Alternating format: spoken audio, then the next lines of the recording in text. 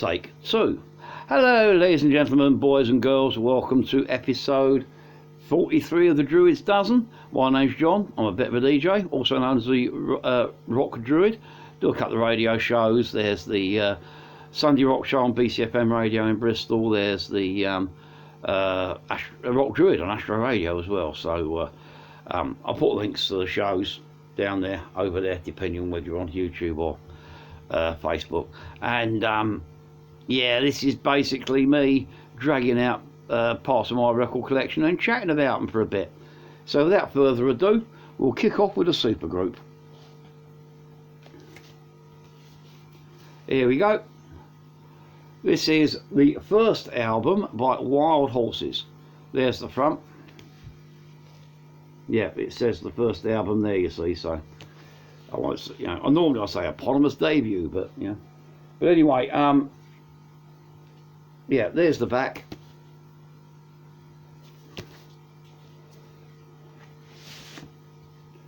Whip this out.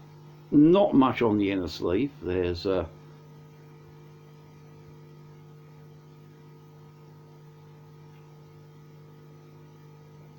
few credits there.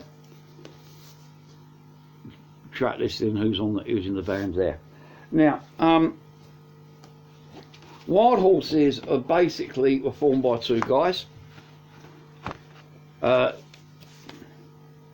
Jimmy Bain and Brian Robertson there. Jimmy Bain, of course, had recently left Rainbow. Brian Robertson, the former Thin Lizzy guitarist, joined by a couple of guys that were to be kind of important in the future career of UFO. Neil Carter on keyboards and rhythm guitar, and Clive Edwards on drums. Neil Carter also played with Gary Moore in his metal band. Came together, did a couple of albums, and then as supergroups often happen, went their own separate way. And this album kind of falls into what I call the supergroup trap. You've got four really good musicians playing some really good music, bringing in a really good producer in the form of later Yes guitarist Trevor Rabin, and bringing together a pretty good album of pretty good music. I mean, highlights on here include Criminal Tendencies, Street Girl, Fly Away the Dealer, Face Down. All the tracks on here are very, very good. Well, not very good, they're all competent, they're well played, they're good songs. However, there's a lack of hunger. You tend to find that with some supergroups. I mean, fortunately, it's not as bad as the disastrous GTR project, the one that featured, who was it? It was, the Steve Hackett, Steve Howe, wasn't it? But which is a very disappointing album. It's not that bad, but on the other hand, it's listenable, but it's not got the wow factor. There's nothing here that makes you go, whoa, brilliant. You may go, interesting, and that's quite good, but nothing to actually set you on fire. Something that happens with a lot of supergroups, unfortunately. Didn't last long. They did this album, there was a follow-up, and then Motorhead, of all people, caught up Brian Robertson. Jimmy Bain joined Dio. The other two went off to do UFO. Oh, Gary Moore for Neil Carter, first of all. But as a result, this album is quite obscure. It is worth listening to, but I wouldn't go out of my way to pick up a copy.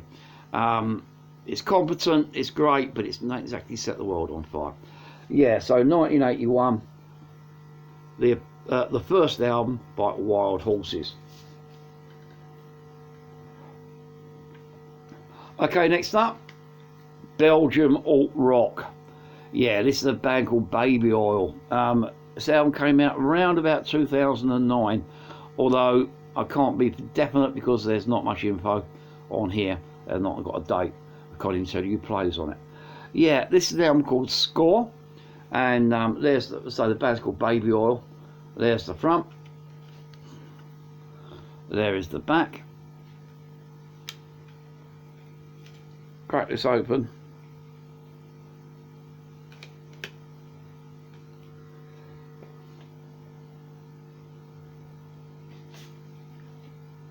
pull this out. All that's on here is lyrics and some interesting photography. Now, you know, Luxembourg isn't a renowned music scene. Probably their best known band is an outfit called Rome. I've got a bit of I've got a soft spot for. I do like a bit of Rome. But you know, I came across these on my internet travels a good few years ago and procured a copy of this album, and you know, it's pretty good. I'll say that. It's competent, it's well played. Songwriting is excellent. As I said, I can't tell you exactly who plays on it or anything like that, but I will turn around and say, if you see this on your travels, worth checking out, especially if you're into kind of I don't know, Rome's a good example. Maybe there's a scene in Luxembourg like that, or you know, I'm trying to think, because it's a lot sort of more rockier and involved than bands like Crowded House or REM, but on the other hand, this isn't very heavy. It's kind of, yeah, I don't know, maybe it's quite a unique sound, but I just like it. Highlights on here include White Lines, sorry, Self-Esteem, and Breathing Underwater, my favourite cut on the album. But it's all quite good. Penguin, the closing cut's quite weird, put it that way. Yeah, can't tell you much else about them. I know they did another album or two during their career, but as to what happened to Babyoil after that, I haven't seen them being active for a good few years now, so I presume they're either on hiatus or no more. But anyway, yeah, worth checking out if you ever see a copy. Babyoil, Score, good stuff. Okay, next up, one of 3 guitar heroes on today's show. There's the front. This is, of course, Band of Gypsies by Jimi Hendrix, or Jimi Hendrix's Band of Gypsies with their debut album. Depends how you want to phrase it. But anyway, Hendrix, guitar god. I have argued the fact he's a guitar god with younger people. Some kid on the internet years ago was going, oh, don't know Hendrix, he does nothing special. Trying to explain to him that, yeah, these days a lot of Hendrix's techniques may be guitar heroism 101, but this guy's the guy who invented it. This guy was the first. And you know, I do like Hendrix. I like the Hendrix Experience stuff, but I don't know what it is. I know a lot of people disagree with me and find the Band of Gypsies stuff a bit inaccessible, but I love this album. It was recorded New Year's Eve 1969-1970 at Fillmore East, New York, and it's including Hendrix himself, and of course it's the Band of Gypsies lineup of Buddy Miles and Billy Cox as well. You know, yeah, maybe these guys aren't exactly the, you know, the classic guys that he played with the Experience, but they're still damn fine musicians. And also they give the kind of this album more of a kind of jazz vibe than some of the earlier Experience material. Overall, this is just a cracking record. A lot of it's live improvisation. There's my favourite Hendrix track of all time on here is 12 Minutes of Machine Gun. This was for all the boys in there. You know, they just improvise around this sequence that kind of brings on the Vietnam, kind of the whole experience, including machine gun fire, snare burst, helicopter sounds, all done by just the 3 of them on their instruments. Great stuff. Other highlights include Power to Love, Message of Love, We Gotta Live Together. It just flows. This is just a great recording, of a live recording of a great guitarist at a great gig. Yeah, Not much else to say. If you like a bit of good guitar playing, this should be in your collection. Yeah, Jimi Hendrix, Band of Gypsies, 1971. Or 70, sorry. Cracking stuff. Also, this was the last official Hendrix album, if I remember rightly, before he went the great gig in the sky. Anyway, yeah, definitely worth adding to your collection.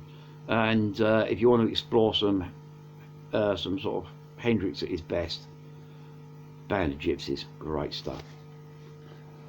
Okay, next up, I'm going to do something I haven't done on this series before.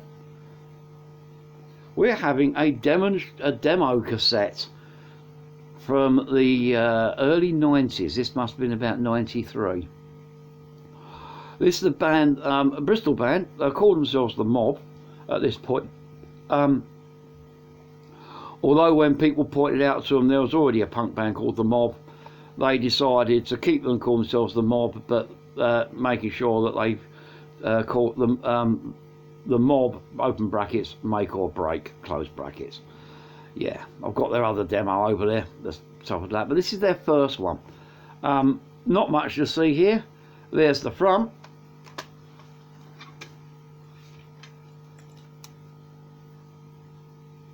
There's the cassette itself.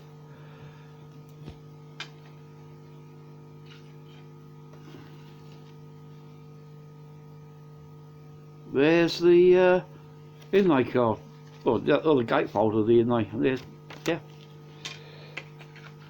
Now the Mob, well, one of these, every city's got them, every scene's got them, every town, all over the world. The archetypal teenage schoolboy punk band. Formed at Hartcliffe Secondary School in Bristol by a bunch of snotty-nosed 16-year-olds, and they won't mind me saying that. These guys were just around for a couple of years on the Bristol scene, and then, you know, other projects, you know, further education called, and they went their separate ways. They did two demo cassettes. This is the first one. I've got their second one over there somewhere, and shed load of gigs.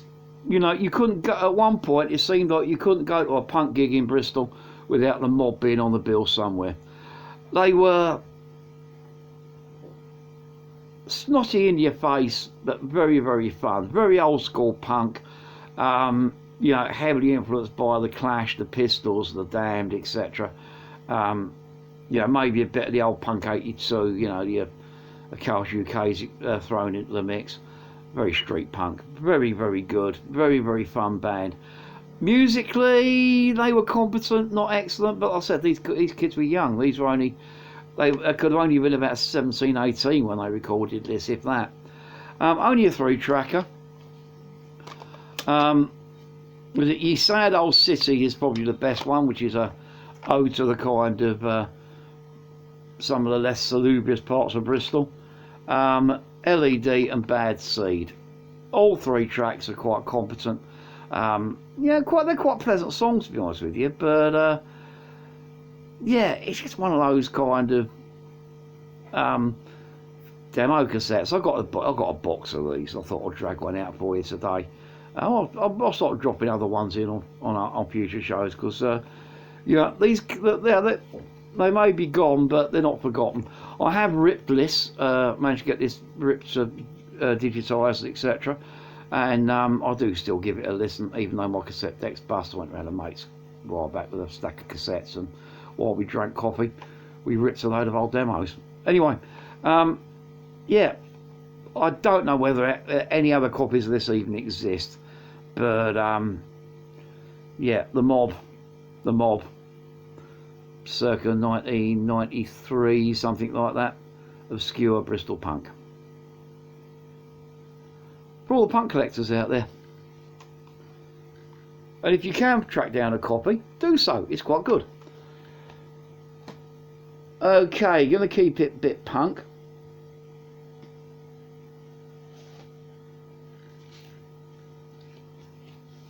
And we'll have this. Yeah, Pass Out, Inner City Unit. There's the front.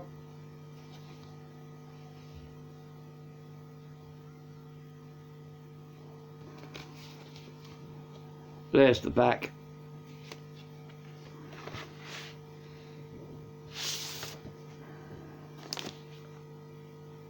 There we go, Riddle Records.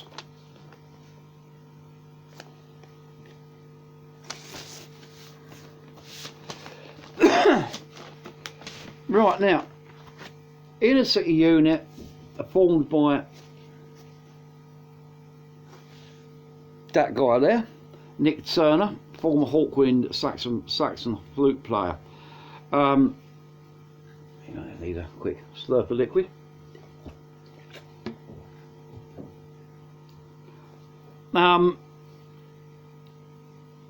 Nick Turner's time in Hawkwind was a bit prickly. Him and Dave Brock didn't always get on eye to eye, to say the least, and he left and joined the band on a couple of occasions. And when he eventually quit for good, well, he did make a few guest appearances after that. Late 70s, I think it was. 76. I think he eventually walked away. He did a solo album called In Excess a Day, which I haven't got. I've heard it, it's pretty good, but I haven't got it. Then he kind of, by this point, the British punk explosion was going, and Nick found the whole thing quite intriguing. And the fact that a lot of the kind of early punk bands looked upon Hawkwind's approach as being kind of like proto-punk, along with other bands from that scene, like the Pink Fairies and the Deviants, etc. Nick Turner suddenly found himself kind of as a bit of a core celeb on the punk scene. So he collected together a few people, including Trev Toms, and Trev Toms used to be with the Peregrine Took band. There was Dead Fred on keyboards. There's a guy, these names mean nothing, Baz Magneto on bass, and a guy called Mick Strupp on drums. Mick Strupp, I think he was a deviant, but anyway, and formed Inner City Unit. After spending a year or so on the live circuit, self-financed this album, and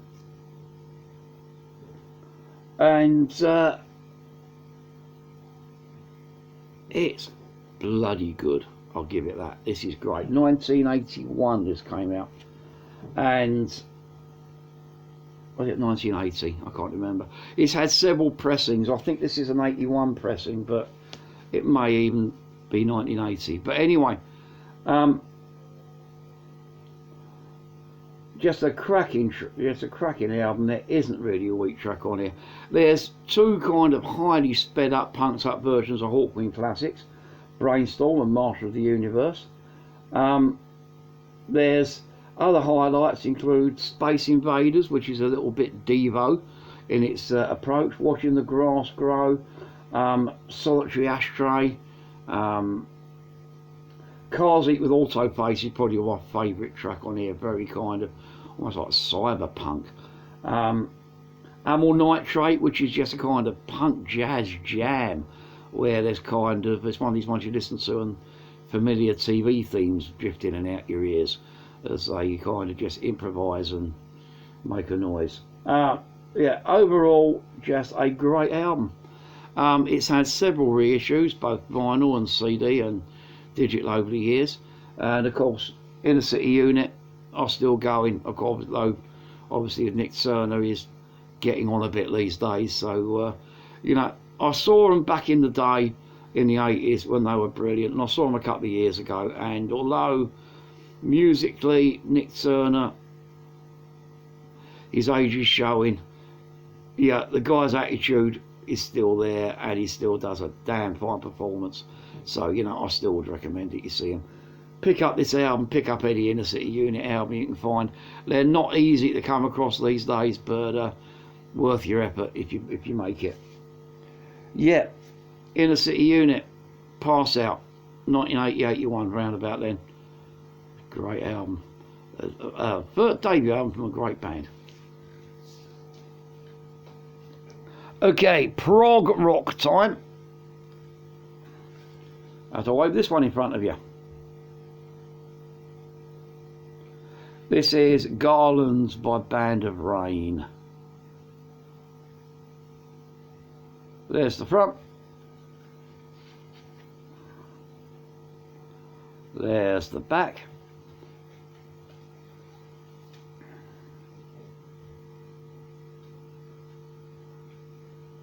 (2005) this one.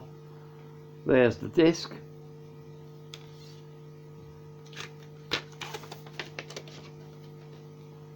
Whip out the inlay card. There it is, all folded out with garlands on the back. There's the credit, etc.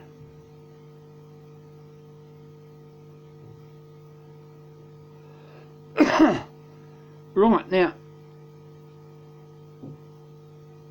I'm trying to remember exactly where these guys are from.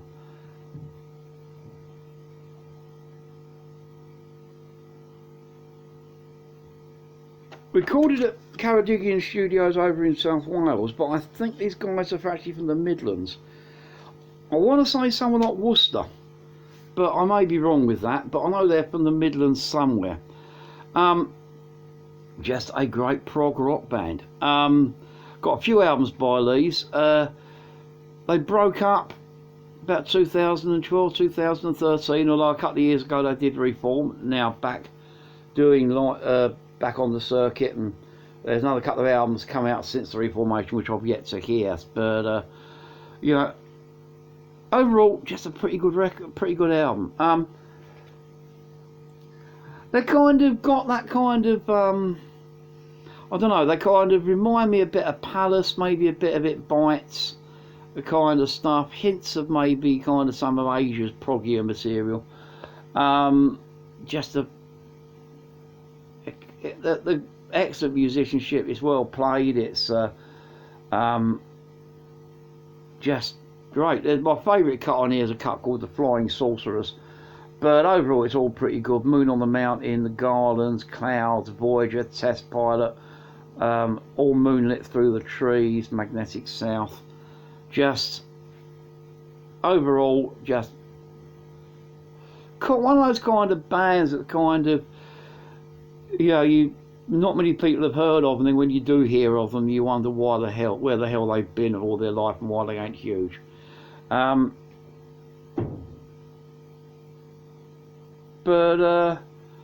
overall, pretty good. I'll check this one out. I think it's still going to still be available. All the other albums are well worth checking out as well. And yeah, Garland by Bands of Rain. For all the proggers out there, should be in your collection. Okay, Guitar Hero number 2. I'll drop that out because I'll come to that in a minute. There's the front. This is, of course, Where Are You Going To by Robin Trower. There's the back, and this is 2015, or 2016, sorry. Recorded 2015, released 2016.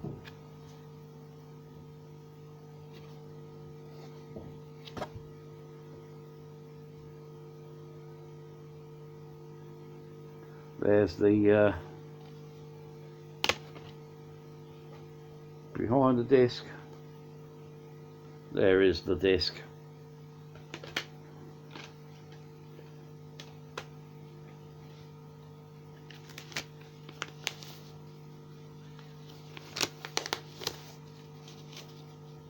And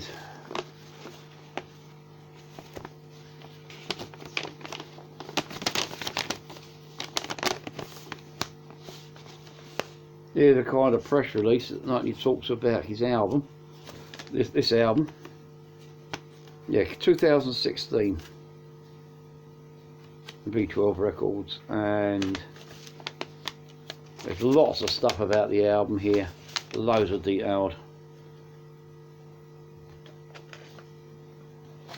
stuff, but also big tour dates, ticketing information. A really good press release that other records should put together by Trower Power. So you know, Robin knows how to give good press release as well.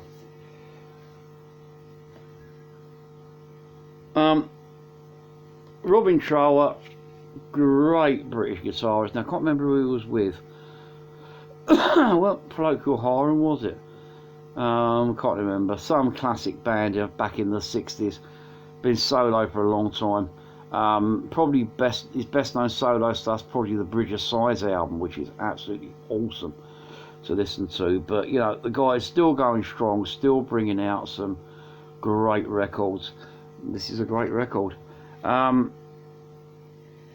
Joined on here by Chris Taggart on drums and Livingston Brown on bass. You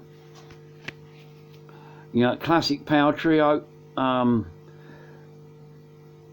of, again, it got that. It's Trower's got a bit of a Hendrixy vibe to him, but on the other hand, he's also you can compare him favourably with like Steve Hillage and those kind of people. Is got a kind of his own distinct, unique style of playing that's immeasurably listenable, and he's one of these guitarists that I love because he keeps it melodic. There's no mindless shred and whittle. Guitarists like Yngwie Malmsteen that just go over the top and just do blindingly fast stuff is it bores me after about 3 minutes. Trower keeps it interesting. The tracks on here to look out for, let's have a look. There's a title cut, where you going to. Fruits of Your Desire, Jigsaw, In Too Deep, Delusion, Sweet Delusion. All pretty damn fine material, all pretty well played by an expert. It's funny when I do the radio shows and I talk to younger guitarists these days. Robin Trower, if I bring him up in conversation, there's normally go who, you know, and which is a bit of a shame. So if you're out there, explore, especially if you're a young guitarist, explore Robin Trower. Just a friendly tip. Is a guy that kind of deserves more recognition than he gets these days, and you know, he can be an inspiration to everyone that likes playing the old six stringer. So yeah, Robin Trower, where you going to? 2015. King, great album.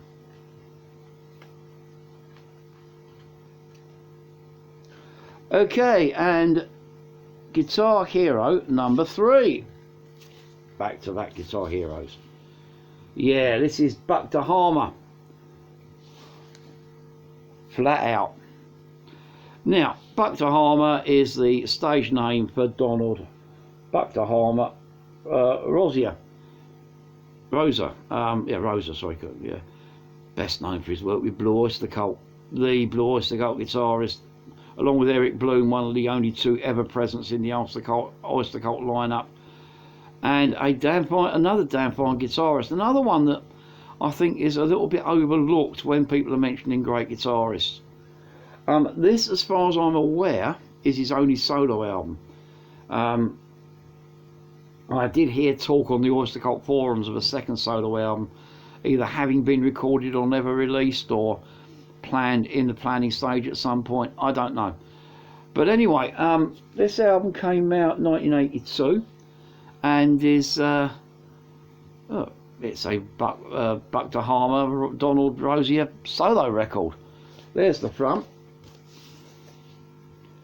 There's the back. Don't think there's anything in here. No. Portrait label. And it's pretty good. It's not.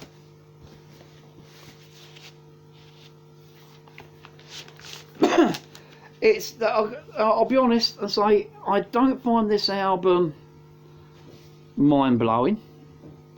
It's competent and it's well played. The tunes are great. The songs are great. Rozier's guitaring, he always struck me as being a bit Santana influenced, and as a guy that kind of worships Carlos Santana as a guitarist, there is nothing wrong with that at all. And on here, he plays brilliant. Yeah, all tied up, and was theme, born to rock, summer night, cold winds.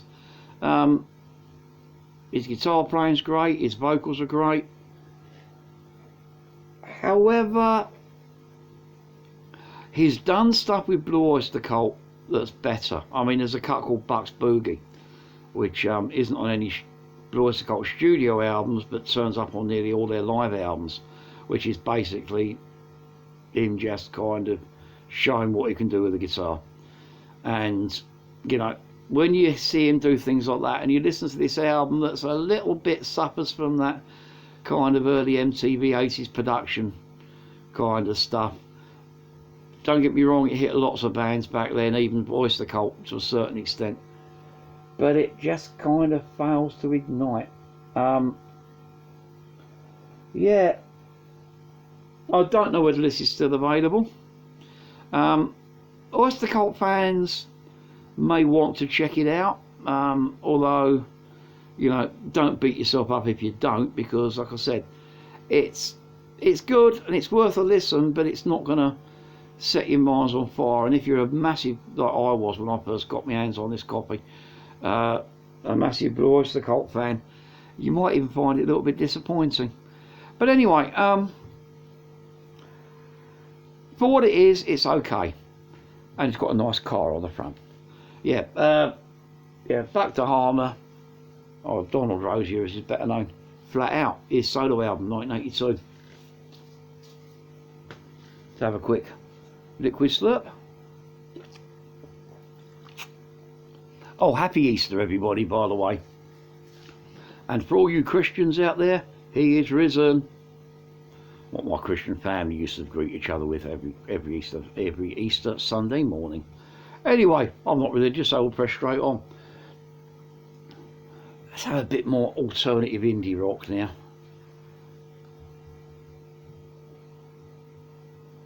Here we are. Dead Media by Hefner.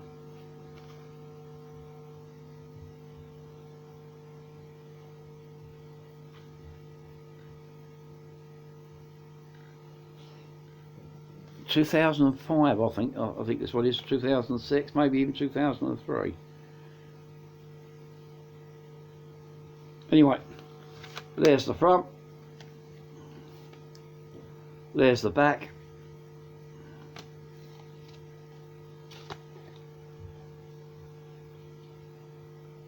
There's the behind the disc. There is the disc.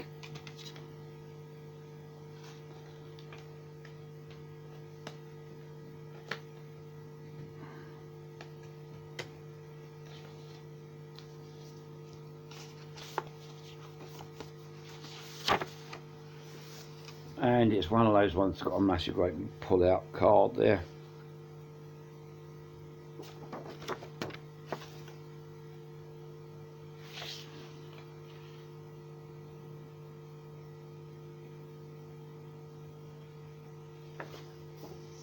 And that's a massive great big equipment list.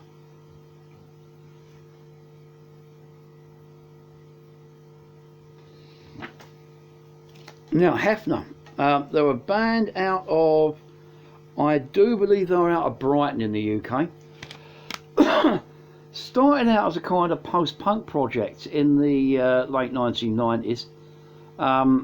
Caused a bit of controversy with a single they had out called The Day That Thatcher Died, where it sort of like foretells the kind of ding dong the witch is dead kind of thing that happened when Thatcher did die. I'm going to laugh and sing all night, you know, kind of yeah, caused a bit of controversy. And then did a couple of albums, of which this is their third and final. And this album's a bit different from the other stuff. The first two albums are a little bit kind of, they're very indie rock. They're jangly guitars, they're kind of you know, kind of, you know, you imagine bands in that era, bands like the Lemonheads, etc. That's where they're coming from. Then you come across this album, Dead Media, and this album kind of starts exploring electronica synth rock, dark wave almost. Very keyboard led, almost gothic in places. It's quite a dour, downbeat electro album.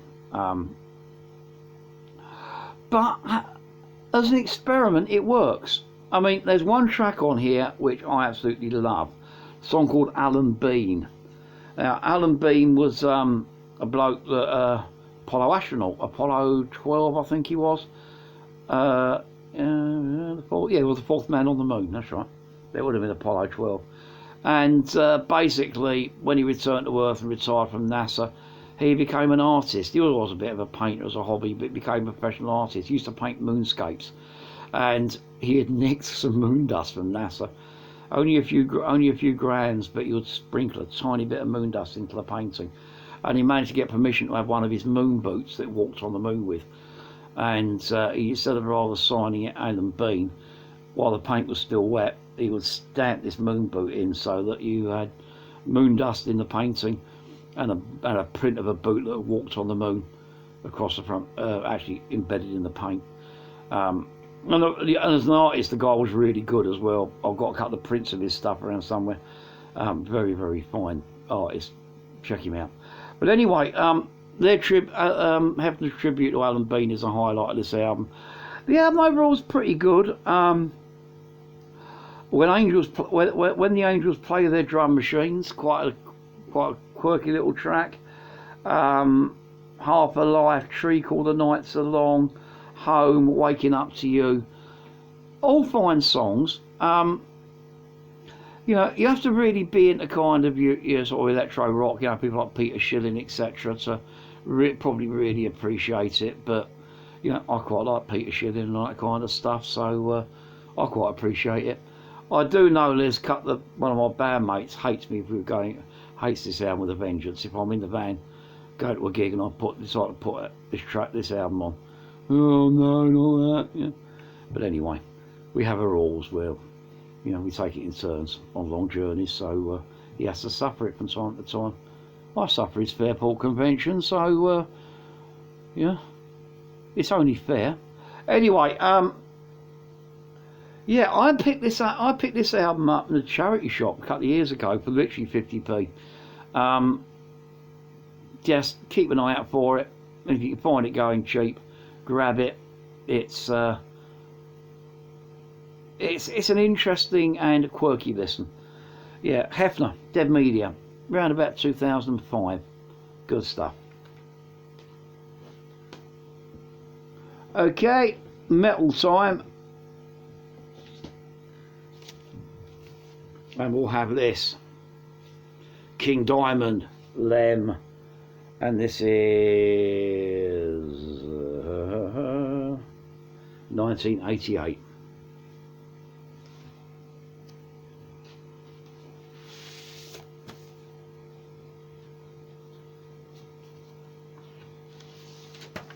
So there's the front.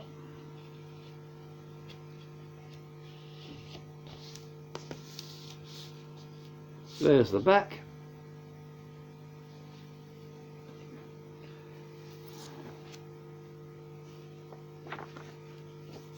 Lyrics.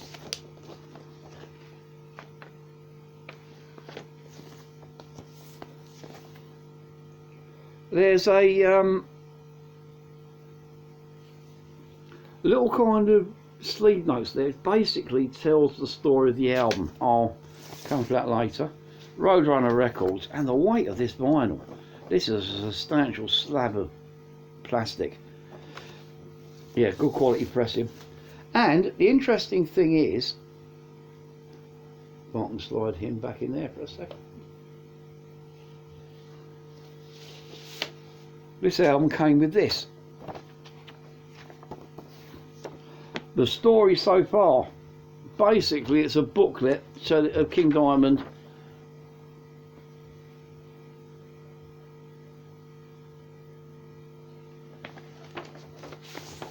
with, as his full discography with his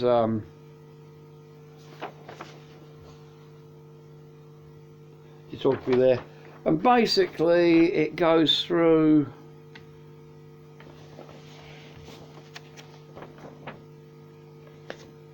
his life story. Talks about King Diamond himself. Talks about the music.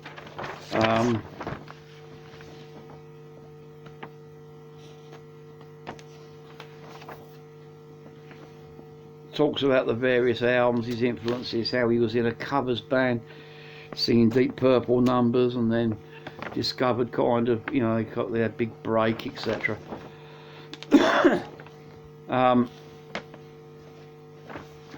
Yeah, quite an interesting read. And something quite unusual for an album to actually have a kind of booklet like that came with it. Anyway, King Diamond, former Merciful Fate vocalist, one of my favourite vocalists to listen to. If only for the guy's range. The guy's got about a 6-octave range on him right down there, so, well, falsetto notes that will probably trouble the hearing of the local bats if I try to reproduce them. Not that I can. Did a couple of albums with Merciful Fate, and then went solo. And then the situation, did a couple of albums. This is his second one. I talked about Abigail, if I remember rightly, on an earlier show. I'll check, and if I haven't, I'll talk about Abigail on a future show, because that's his debut solo album. Done a string of still working solo, and then kind of works with Merciful Fate as well, because Merciful Fate reformed. He does both his solo stuff and the Merciful Fate stuff, and when he's not with them, members of Merciful Fate have Fate, which are a kind of Merciful Fate without King Diamond. It's a complicated situation. And there's another band called Volbeat tied up in there as well. But anyway, King Diamond solo stuff, he borrows heavily from the classic, it's almost like gothic horror canons.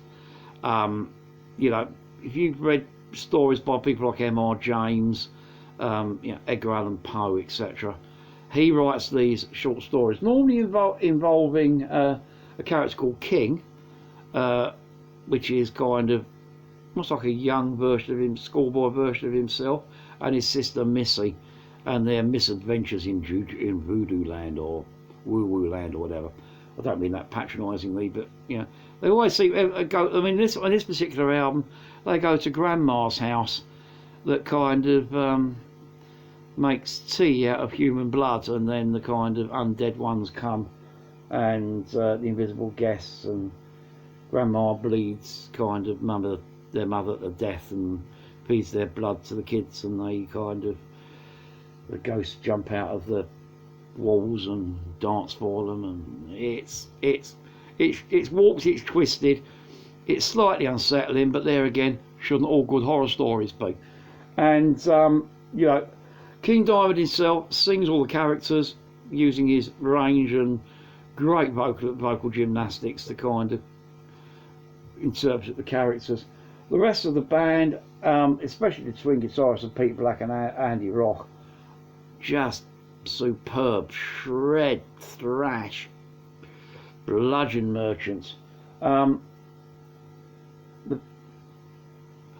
Just a fantastic record. If you've not heard much King Diamond solo stuff, or Merciful Fate Play, etc., but I'm talking King Diamond solo at the moment, please do check him out. Yeah, you'll find it an experience, if not an eye-opener, because what this guy can do, both vocally and lyrically, is very, very impressive indeed. So yeah, 1988, Lem by King Diamond. Okay, the last CD, and a bit of Brit rock.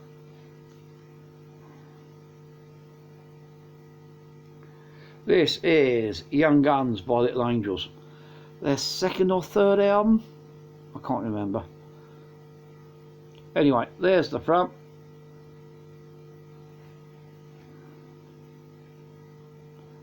There's the back.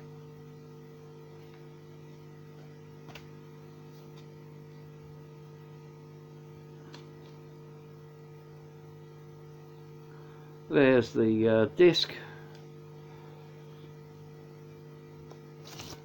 Whip this out.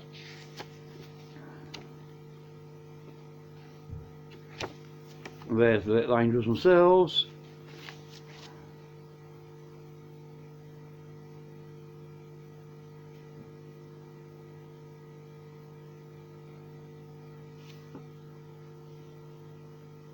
There's the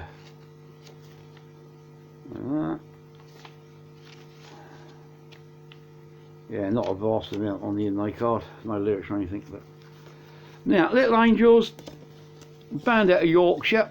They're came through with the kind of British kind of, you know, the Americans had the hair metal movement. Britain has kind of compensated to have a kind of sleaze rock movement. The Choir Boys came through on the tail of that lot, although they never were as sleazy as maybe like the Dogs the Moor or the Choir Boys and some of the other, or Underneath Water and some of the other peers on that scene. You know, Thunder, another band that came off that circuit. But anyway, it's a good old-fashioned heavy rock band. Yeah, no nonsense about. Well, when did this one come out? He says 1991. Be about right. Yep. No nonsense about them. They weren't particularly flash. They were just a good, competent band. Bizarrely, Tony Jebsen married a girl that I know. Well, I say no. There was a gang of us used to knock around together. She was a friend of a friend, but you know, went to her 21st birthday party. I got introduced to her boyfriend, who was Tony Jebsen. I had a couple of beers with him. He was a lovely bloke. Yeah. Sorry, Jepsen, not Jebsen. Jepsen. But anyway,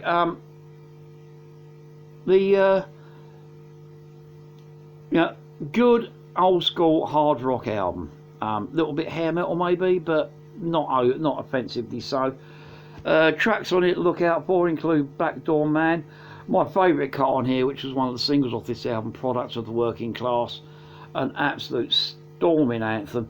That's My Kind of Life, Juvenile Offender, Love Is a Gun, Smoke in Your Eyes, Natural Born Fighter, Feel Like the World Has Come Undone. All pretty damn good, neat, heavy music. Band themselves are on fire form. Jebsen's got a great voice. You know, he can kind of, yeah, he's got a distinctive voice. He was in Gun for a bit as well, if I remember rightly. Yeah, Jimmy Dickinson, quite a good keyboard player. Yeah, Bruce Dickinson, not that Bruce Dickinson, but a Bruce Dickinson, the guitarist, again, great player. Overall, makes for a pretty damn neat outfit. I'm not the world's biggest Little Angels fan. Out of the bands off that scene, I've got to admit I do prefer the Dogs the Moor a lot more than Little Angels, but I don't dislike the Little Angels. I do find them enjoyable. They're a band that I overlook criminally, I think, at times, although every so often I will find myself dragging out an album, this one or one of the others, putting it on and thoroughly enjoying it. Yeah, band worth exploring if you haven't come across them before. So this is Little Angels, Young Gods, 1991. And we got the final vinyl coming up. Bit of new over British heavy metal for you. Here we go. Hit and Run by Girlschool. This is 1981. Yeah, 1981 bronze records. There's the front. There's the back. If I pull this out. Ba, ba, da, da, ba, ba, ba. Red vinyl.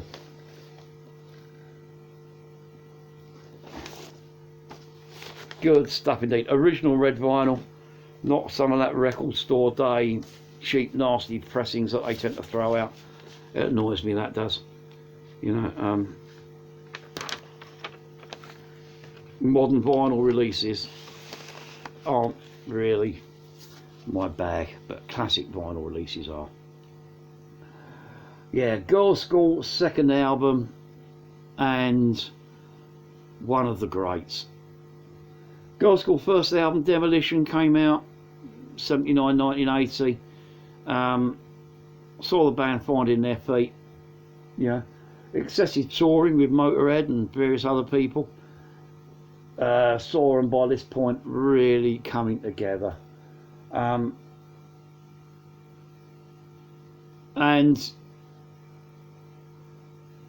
they brought out this. It's not a long album. It's only got a playing time of just over 35 minutes. But believe me, it is a belter. It's one of these ones where you trying to find a weak track on here, you're really going to struggle. Highlights include there's a kicking version cover of ZZ Top's Tush on here. Yep, I know it's a song that loads of people have done, but believe me, Girlschool will do a fine version of it. My favourite cut on here is Yeah Right.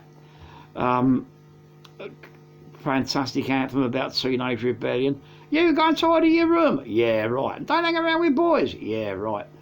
Come on, let's go. I'm your victim.